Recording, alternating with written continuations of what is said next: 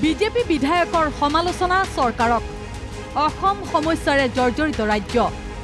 BJP বিধায়কৰ অকপট স্বীকাৰোক্তি গৌৰৱ গগৈক সমালোচনা নে চৰকাৰৰ বিফলতাৰ খতিয়ান কিয় যোৰহাটত জয়ী হ'ব নোৱাৰিলে বিজেপি খাটাখাট ফটাফট গৌৰৱ গগৈৰ বাবে কিয় অপেক্ষা কৰিছে যোৰহাটবাসীয়ে এই বহুতে কৈছে গৌৰৱ গগৈ আহক আমি 8500টো বিচাৰিম যোৰহাটলৈ অহা নাই আহিব এতিয়া শুনিছোঁ এইটো বিচাৰৰ মানুহ ওলাব এতিয়া এইবাৰ ৰাজ্য চৰকাৰৰ বিফলতাৰ খতিয়ান দাঙি ধৰিলে খুদ বিজেপি বিধায়ক ৰূপজ্যোতি কুৰ্মীয়ে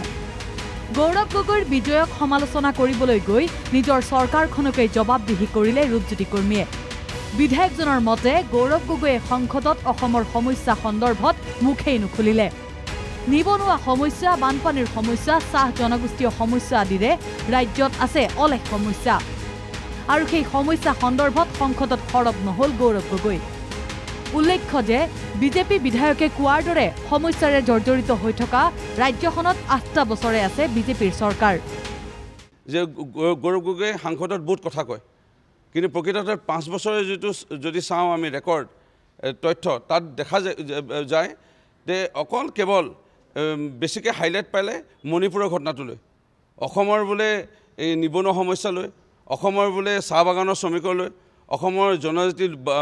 লোকসকললৈ অসমৰ বোলে বানপানীলৈ যিটো হৰব মন্তব্য হয়তো তেওঁ হ'ব লাগিছিল সেইটো 5 বছৰ কিন্তু নাছিল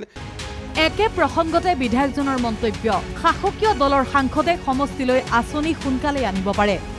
গৌৰৱ গগৈক ভোট দি যোৰহাটৰ ৰাইজে ভুল কৰা বুলি এতিয়া উপলব্ধি কৰিছে যে শাসকীয় দলৰ যিকোনো সাংসদ বিধায়কে ইতিমধ্যে মন্ত্ৰীসকলক সঘনে লগ পাই থাকে আৰু বিভিন্ন কামসমূহ আদায় কৰি থাকে আৰু এইবোৰ লাহে লাহে যোৰহাট লোকসভাবাসী ৰাইজে আজি এই এমাহ নহওঁতে ইতিমধ্যে উপস্থাপন কৰিছে বা বুজি উঠিছে যে প্ৰকৃততে আমি ভুল কৰিলোঁ যোৰহাটৰ ৰাইজে গৌৰৱ গগৈক নিৰ্বাচিত কৰি কেৱল ভুলেই কৰা নাই যোৰহাটৰ ৰাইজে পৰিচিত হৈহে গৌৰৱক ভোট দিছে এটা বিশেষ শব্দৰ প্ৰতি আকৰ্ষিত হৈ ভোট দিছে গৌৰৱ গগৈক কিন্তু কি সেই শব্দ ঘাটাঘাট খাটাখাট এই শব্দবোৰ ব্যৱহাৰ হৈছে 8500 টকা 4 তাৰিখে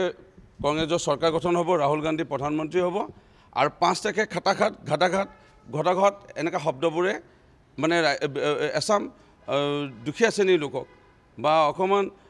সহজ সৰল লোকক আকৃষ্ট কৰিলে অৰ্থাৎ ভুৱা প্ৰতিশ্ৰুতি দি পেলাই এক প্ৰকাৰ জিকাৰ দৰে হ'ল বুলি ক'লেও ভুল নহ'ব এতিয়া ৰূপজ্যোতি কুৰ্মীৰ মতে ৰাজ্যত আছে বহু সমস্যা সেই সমস্যাৰ কথা সংসদত নকলে গৌৰৱ গগৈয়ে অৰ্থাৎ ৰাজ্যত সমস্যা আছে বুলি মানি লৈছে খুদ বিজেপি বিধায়কেই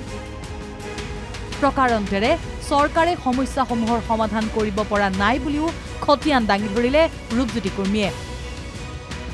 ভিডিঅ' জাৰ্নেলিষ্ট হৃদয় দাসৰ সহযোগত জবা দাসৰ ৰিপৰ্ট NKTV+